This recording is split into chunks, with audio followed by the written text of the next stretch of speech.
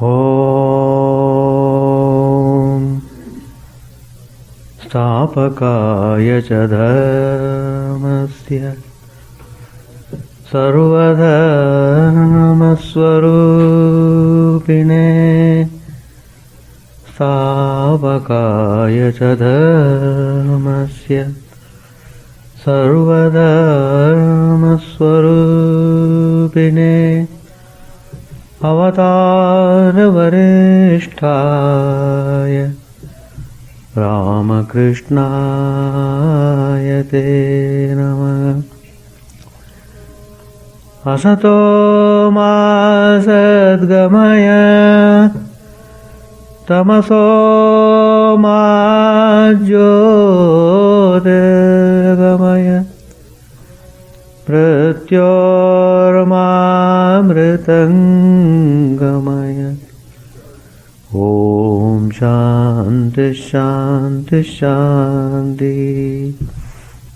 Let us bow down to Sri Ramakrishna, the embodiment of all religions, the Supreme God incarnate. Let us pray to Him to lead us from the unreal to the real, to lead us from the darkness of ignorance to the light of knowledge, to lead us from death to immortality. Today's topic, the philosophy of Sri Ramakrishna. We need philosophy to sustain our life, to face the crisis and problems and difficult situations. Without the philosophy as a basis, one cannot survive. So, it is very important and essential to have clear ideas about the practice of religion. And we have Sri Ramakrishna now, who has given us the ways of practicing religion in graphic details,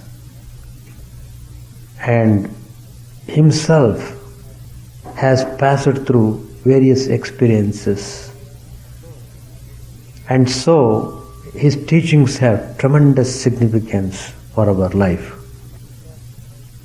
In fact, we have seen many people who are disgusted and frustrated in the worldly life.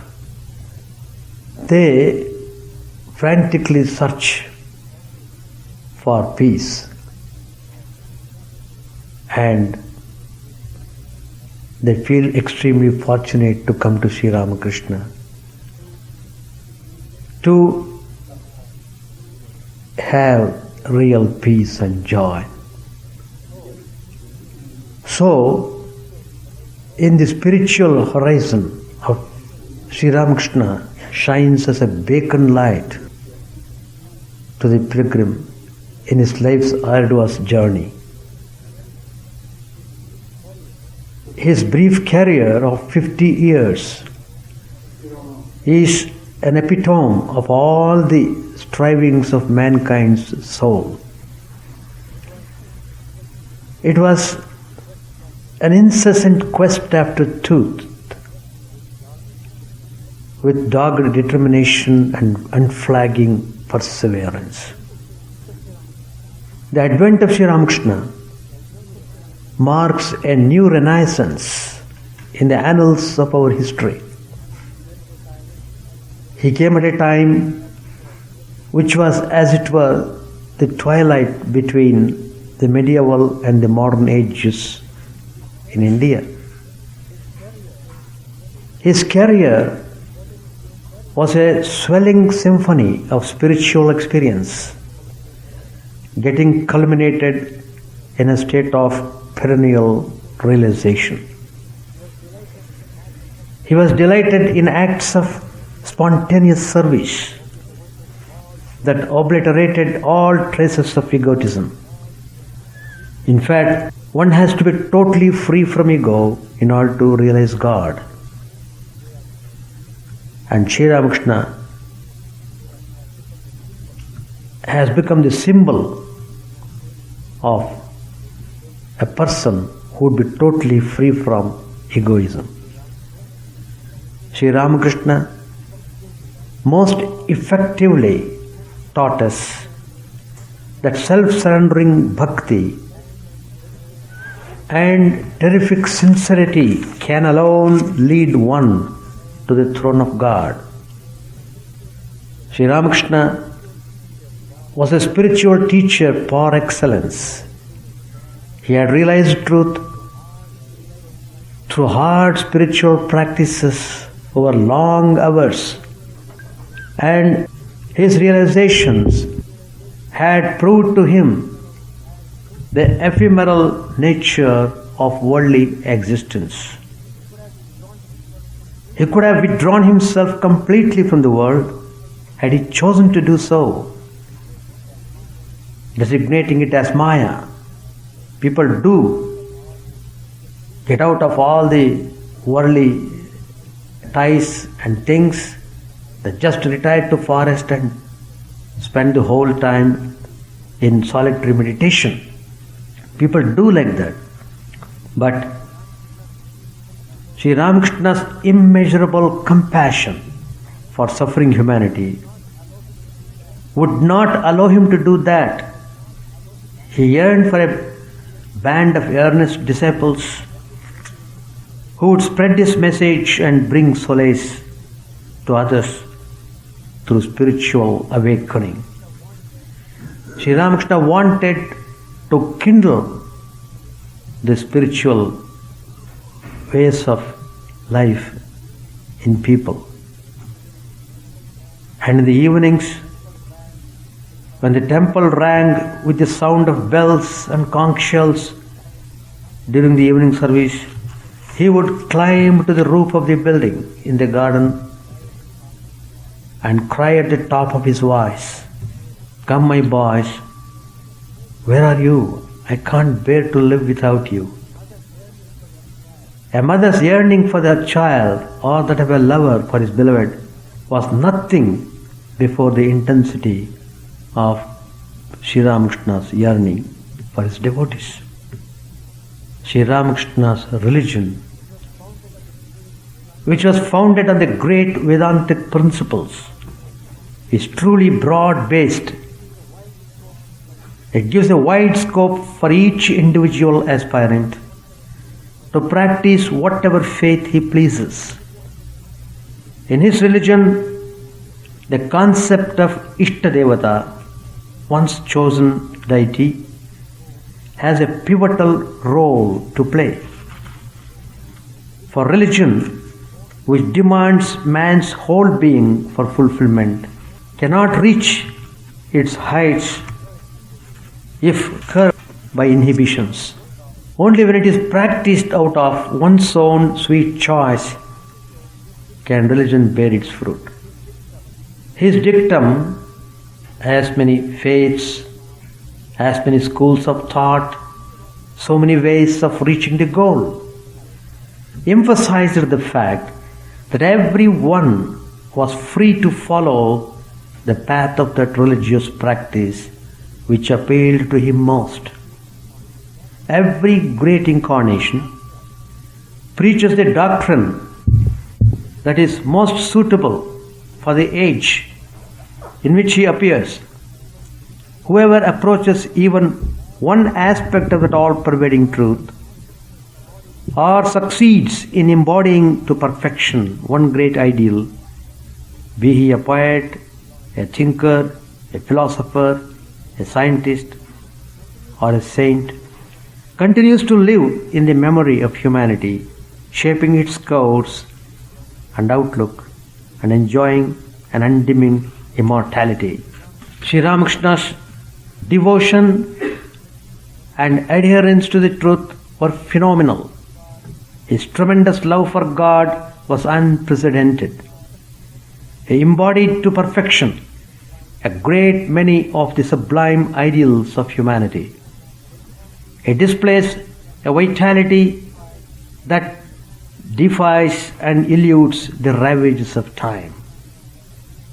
He is as verily Swami Vivekananda pointed out, the reformed and remodeled manifestation of all the past great epoch makers in religion.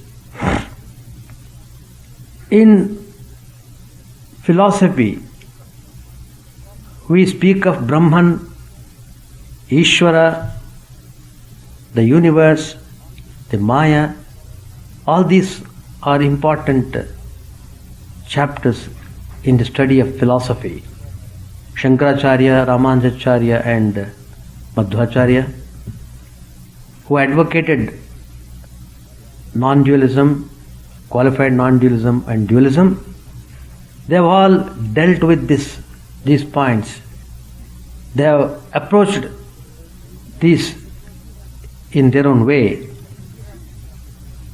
But Sri Ramakrishna's approach is very distinct and it clarifies all the doubts.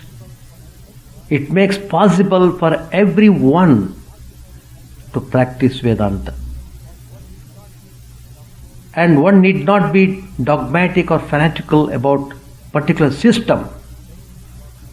One could be very broad-minded while practicing Vedanta. And Sri Ramakrishna is a model for us to follow. So Vedanta, therefore, takes a very important place in these modern times. It unifies all the people of all religions. It emphasizes practicality. Be practical in whatever faith you are following. So what is needed is sincerity and practice. That's all. So Sri Ramakrishna places importance to these aspects. Like Shankara, Sri Ramakrishna also accepts Brahman as the highest and only reality. All the Upanishads declare that Brahman is the substratum of everything. Sri Ramakrishna also accepts it. He accepts it as Nirgun and Nirakar, without attributes and without form, in its aspect as the absolute. As absolute Brahman, he is without attributes and he is without form. That is the state of absolute Brahman. But unlike Shankara, Sri Ramakrishna does not accept God, the aspect of Brahman, with form and with attributes, saguna, as either illusory or as a reality of a lower order. To Sri Ramakrishna, God is both with form and he is without form too. Not only that, he is beyond both these two. Sri Ramakrishna says, God is formless and God is possessed of form too. And he is also that which transcends both form and formlessness. He also knows, and that Brahman alone knows what all he is. Nobody can comprehend Brahman fully. Sri Ramakrishna calls the Absolute as Brahman. In its eternal aspect, when it is at rest and inactive, it's called Nitya. The same Absolute in its sportive aspect, when involved in the process of creation, preservation and destruction, Sri Ramakrishna calls the same reality as Shakti or Kali, the same as Ishvara or God. So according to Sri Ramakrishna, Brahman and Shakti are one and inseparable. So the distinction between Brahman and Shakti is really a distinction without a difference. Brahman and Shakti are just as fire and its burning power are one. Brahman and Shakti are one. Just as milk and the whiteness of milk are one. Brahman and Shakti are one, just as a gem and its brightness are one. You can't conceive of the one without the other, or make a difference between them. These statements are made by Sri Ramakrishna. You can find them in the sayings of Sri Ramakrishna. God the Absolute and God the Personal are one and the same. They are not different. Belief in the one implies belief in the other. Fire can't be thought of apart from its burning power, nor can its burning power be thought of apart from it. Again, the sun's rays cannot be thought of apart from the sun, nor the sun apart from its rays. You can't think of the whiteness of milk apart from its milky whiteness. Thus, the Absolute cannot be thought of apart from the idea of God with the attributes, that is, personal God, and vice versa. So the primordial power and Supreme Brahman are identical. It is like the snake and its wriggling motion. Sri Ramakrishna tells like this about Brahman in the Gospel. So, Brahman in its absolute sense is eternal, Nitya. In the sportive sense is called Leela. Both are same. Both are same. There need not be any conflict about this point. Sri Ramakrishna clarifies it, and he is telling out of his own realization of the absolute reality. He had realized personal God. He talked with Divine Mother, and he had the realization of the highest truth, the absolute Brahman, the non-dualistic state, non-dualism. He reached the zenith, but then after reaching the highest state, then he is telling to all the people, well, that absolute Brahman is none other than Divine Mother, and Divine Mother is none other than that absolute Brahman. So without the Divine Mother's grace, he could not have realized the Brahman. So how it is very important to understand this point. Once we are convinced of this fact, then it's a great joy. Whether you are worshipping personal God, whether you are worshipping impersonal God, it doesn't matter. It doesn't matter at all. What is needed is your practicality in spiritual life. Stabilization of character and earnestness and practice. That's what is important. So, you must know this fact. Fact is this: Brahman and Shakti are identical. They are inseparable. They are inseparable. The whole universe is carrying on its activities because of the power, because of the energy. Energy manifesting in different ways, in multifarious ways. You find energy. And that energy is none other than Supreme Brahman. Now coming to Maya, another important aspect in philosophy, Sri Ramakrishna accepts Maya as a veil that keeps God hidden from our sight. He compares it to a small patch of cloud that can hide the big sun from our view, or like the weeds that cover placid water.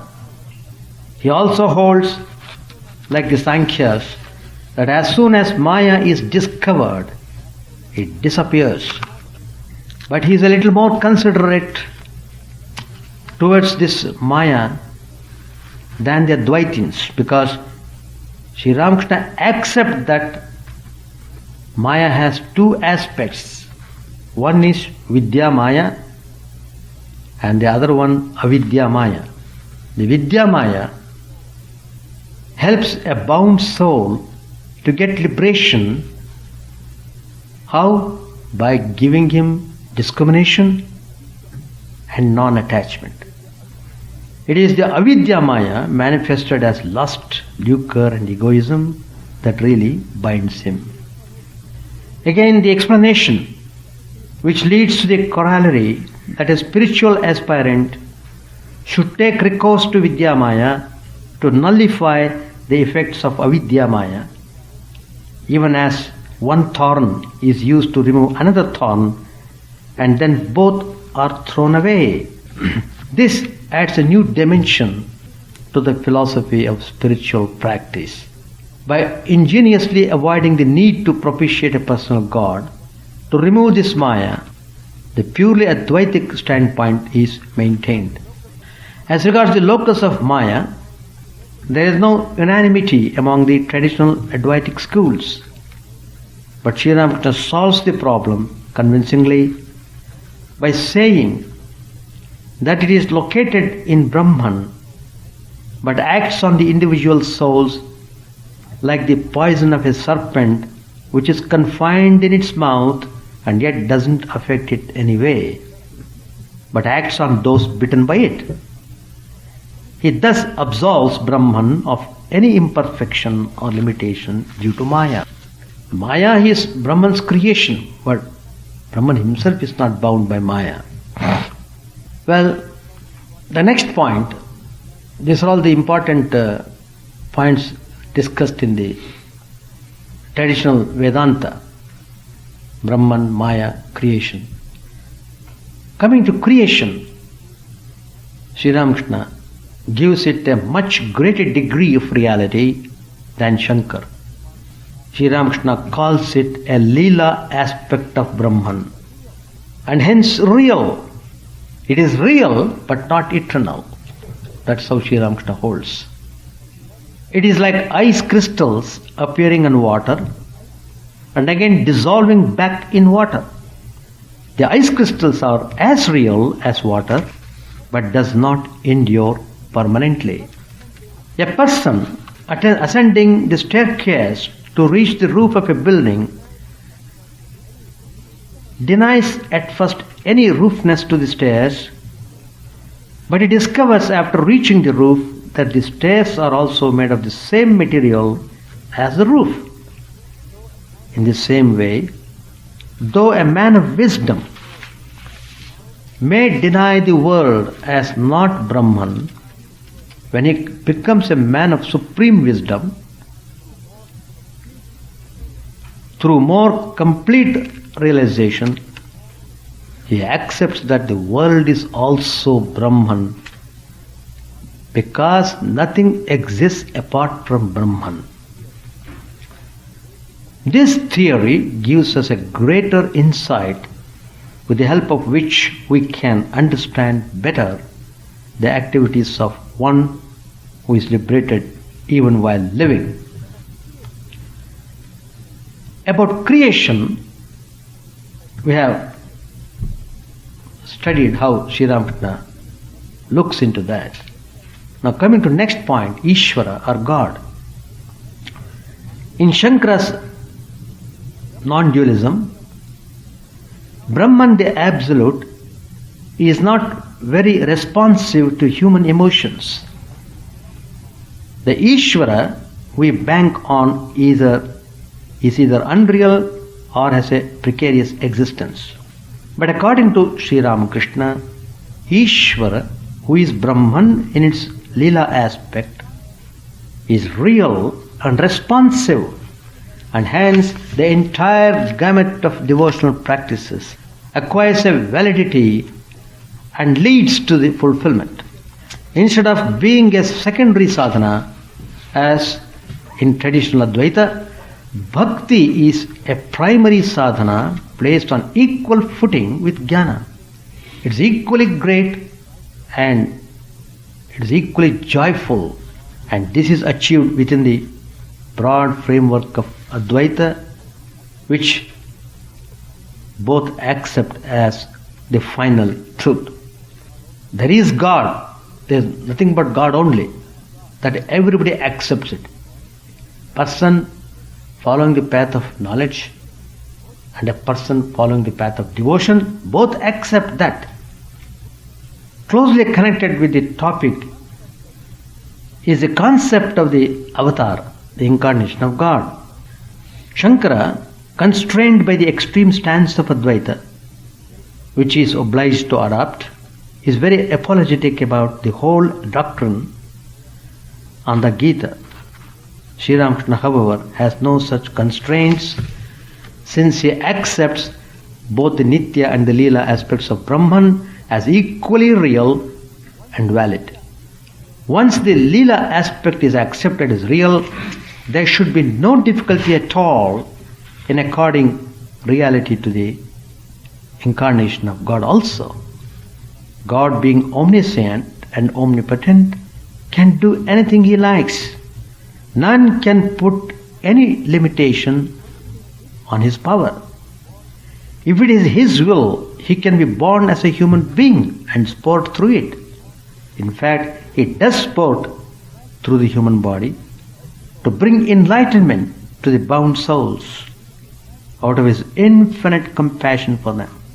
And again, since the incarnation is God himself, seeing him is equivalent to seeing God. The example is given to touch the river Ganga. It's not necessary to touch the entire stretch of water from the Gomukh, where Ganga comes out, the birthplace of Ganga, to the Ganga Sagar, where Ganga joins the ocean. It is enough if it is touched at Dakshineshwar. If you touch water in its pathway anywhere, you are touching Ganga only. Coming to immanence of God. For Shankara, the world is only an illusory appearance in Brahman. Like silver in nacre, Brahman, thus being the substratum of the world, appearance cannot be, strictly speaking, immanent in it. Immanence implies a much greater degree of reality for the substance, in which immanence of the other is recognized. The Upanishads clearly speak of divine immanence in the world and the living beings. You got reference to this in our Upanishads, Taittiriya Upanishad, Chandogya Upanishad. Sri Ramakrishna teaches not only of divine immanence in all beings and things, but also of its manifestation in different degrees. Sri Ramakrishna says, every object is Narayan, God. Man is God, the animal is God, the sage is God, the villain is God, all that exists is God. The deity Narayan sports in various aspects. All things are his diverse forms and the manifestations of his glory. The manifestation of Shakti, the divine power, varies in varying centers of activities. For variety is a law, not sameness. God is immanent in all creatures. He is even in the ant. The difference is in manifestation only. That's how Sri Ramakrishna explains it. Now coming to the subject, Jiva or embodied soul. Coming to the nature of the Jiva or the embodied soul, Sri Ramakrishna admits that in its essential nature, he is God himself. That's why Swami Vivekananda declared each soul is potentially divine. The soul enchained is man or woman, but when free from the chain, that is Maya, it is a Lord. What is the relationship between the Jivatman and the Paramatman? As a current of water seems to be divided into two when a plank of wood is placed against it, edgewise, so the individual appears divided into two, the Jivatman and the Paramatman, due to the limitation of Maya. It's because with the Maya, this difference is being looked into. Water and a bubble on it are one and the same. The bubble has its birth in the water, floats on it, and is ultimately resolved into it. So also the Jivatman, the embodied soul, and the Paramatman, the Supreme Soul, are one and the same. The difference between them being only one of degree. For one is infinite and unlimited, that is Paramatman, whereas the Jivatman is finite and limited. So one is dependent while the other is independent. The Jivatma is always dependent. Then what is the cause of bondage? Why people are bound? What then is that causes one's bondage? Sri Ramakrishna attributes it to egotism brought about by avidya maya. On a deeper analysis of this I, it will be found to be non-existent, even as nothing is left over when we go on peeling onion, and yet it can create no end of troubles. Not only that, it's extremely difficult to get rid of ego. How then can we get rid of it? Classifying the ego into two groups, the ripe ego and the unripe ego, Sri Ramakrishna advises to cultivate the ripe ego to counter the unripe ego. If you find that you can't drive off this feeling of I, then let it remain as a servant I. There is not much to fear from the ego, which is centered in the thought, I am the servant of God, I am His devotee. And Sri Ramakrishna gives the example, sweets cause dyspepsia, but not sugar candy, which is an exception. The servant I, the eye of a devotee, the eye of a child, each of these is like a line drawn with a stick on the surface of water. This eye does not last long. It doesn't last long. In this connection, Sri Ramakrishna gives a unique example as to how the liberated souls continue to live in this world and teach others even after the egoism has been wiped out. As a piece of rope, when burnt, retains its form but cannot serve to bind, so is the ego, which is burnt by the fire of supreme knowledge. Then coming to the embodied beings, Sri Ramakrishna, though conceding that all the jivas in the ultimate analysis are equal, yet classifies them into four groups. One is bound, the second is struggling for liberation, and the third, one who has emancipated, and the last one who is ever free. So these are the four classifications. Those of the ever free group are born to teach mankind, just to show the path to spirituality. They come.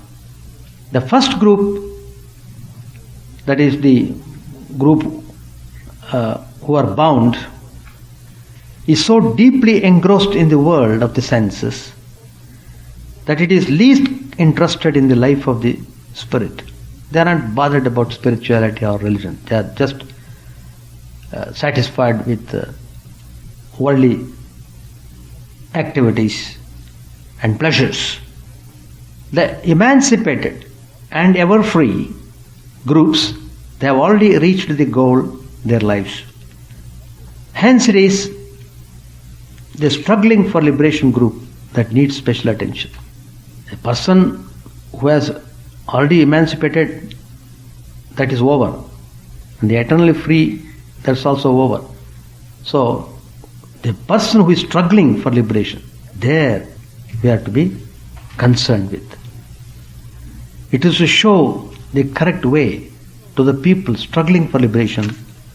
God comes and helps in so many ways.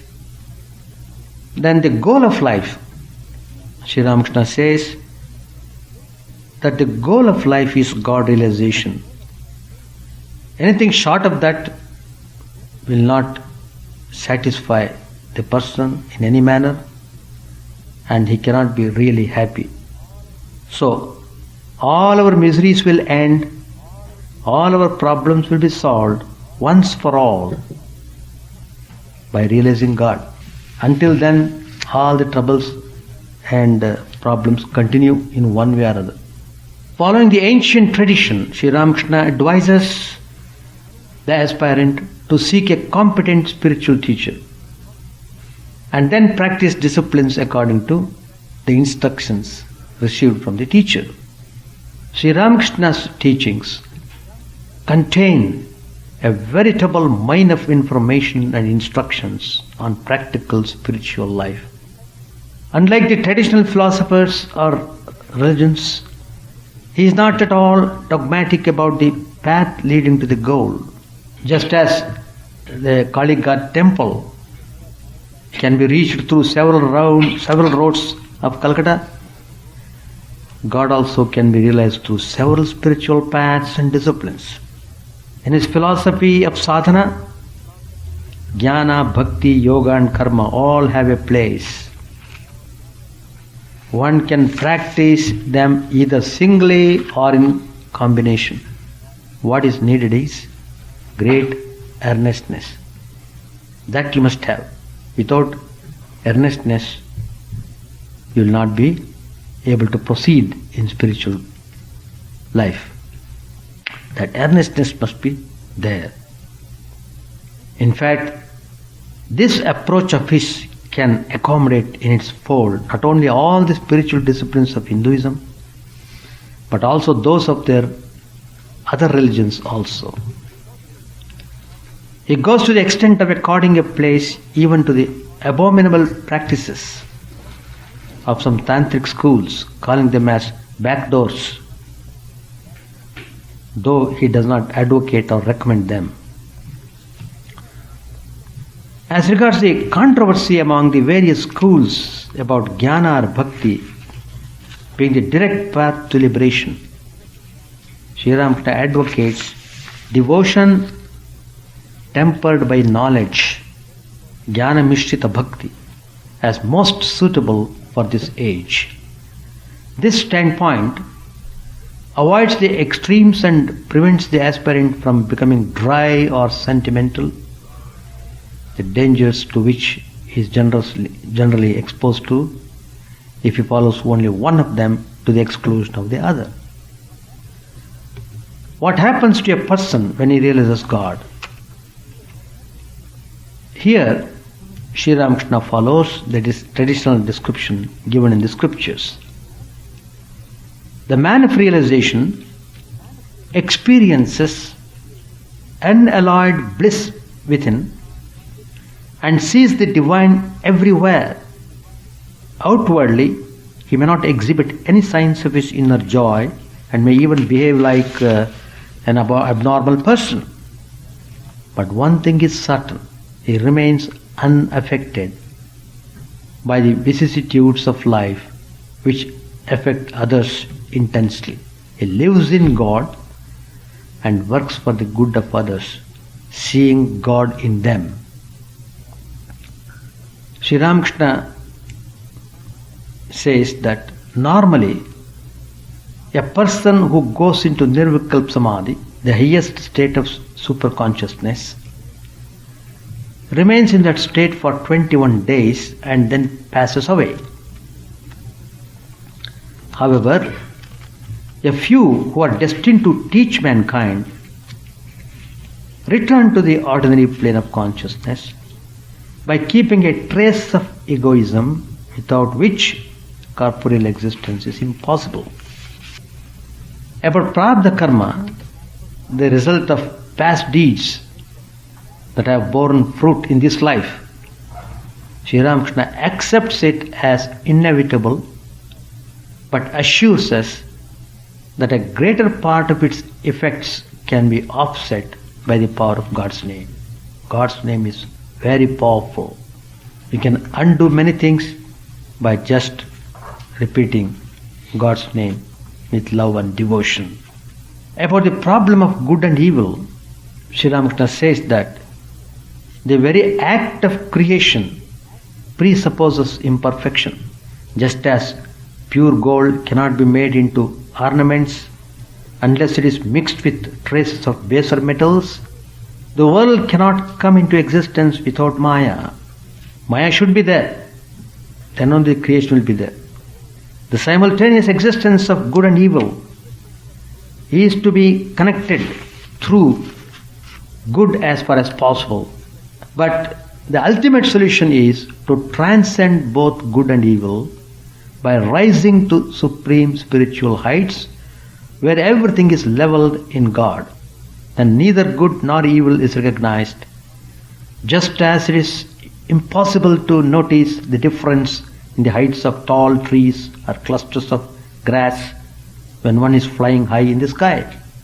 Finally, there is so much disagreement and difference among the various philosophical systems and religions.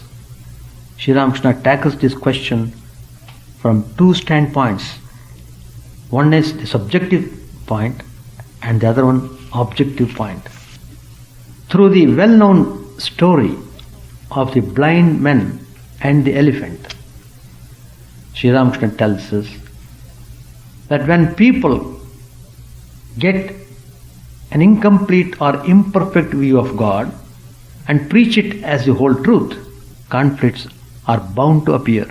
This is from the subjective standpoint. From the objective standpoint, Sri Ramakrishna says that God is so great that none can comprehend Him fully. He alone knows what all He is.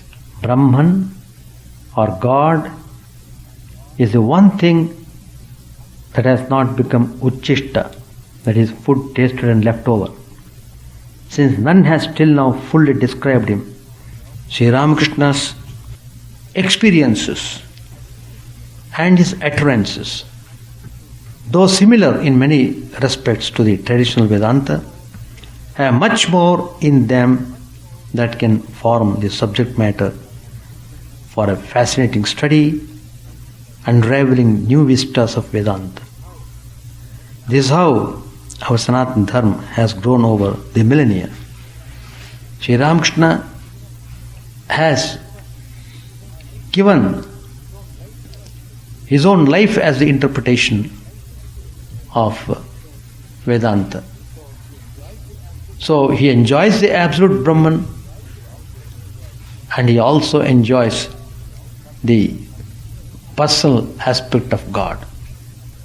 So, a person who has realized God, he is the one who is really happy.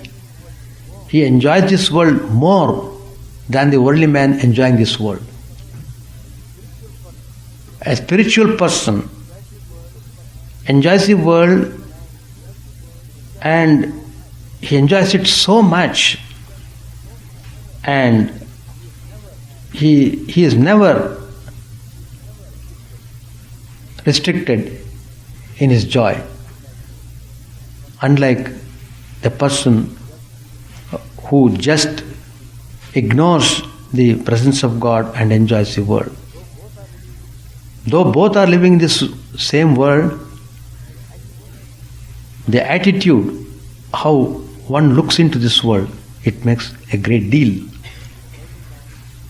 A worldly man, though he has his happy times, most of the time he is unhappy and always passing through depressions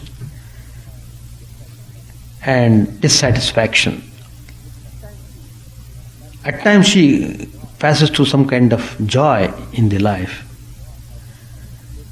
But in case of a person who is practicing spirituality,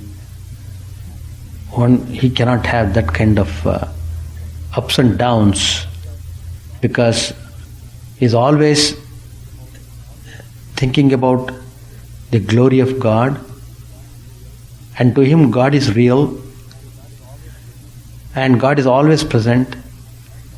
God is always protecting him from all dangers, and because he is constantly meditating on God and practices all the necessary disciplines in controlling the mind and the senses, then he really attains the highest good. The Upanishads say every person in this world is given the opportunity to choose between good and pleasant. The wise ones, they choose the good, whereas the others who are not so wise, they choose the pleasant. And the Upanishad says a person is given great responsibility, and each person has been given a vehicle to drive his vehicle to reach his ultimate goal. The ultimate goal is to reach the abode of God. The vehicle is human vehicle. God has given this human vehicle to everyone. If you don't go towards God, it's your fault. But the vehicle is meant for to go towards God, not to go in any other way. So, it is very important to study this Upanishad, where it clearly explains how each part is playing its role. In the human vehicle, we have got mind, we have got senses, we have got intellect.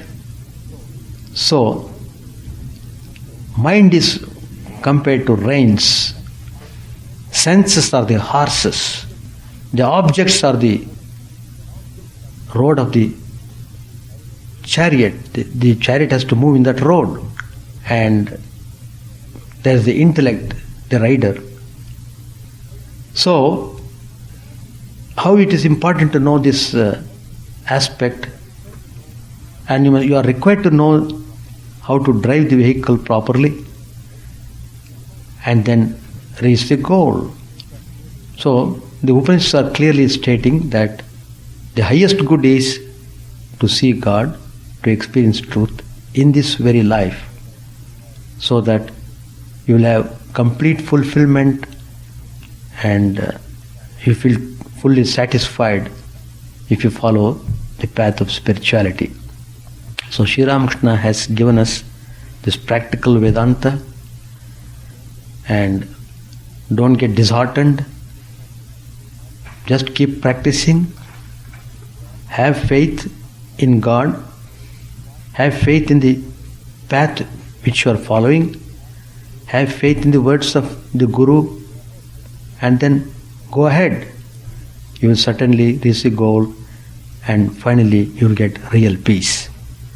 With these words, I conclude my talk. Thank you very much. Om Sahana Vavatu Sahanau Bhunaktu Sahaviryam Karavavahai Tejasvinavadhitamastu ma vidvishavahai. Om Shanti Shanti Shanti. Harihi Om Tat Sat. May the Lord protect us.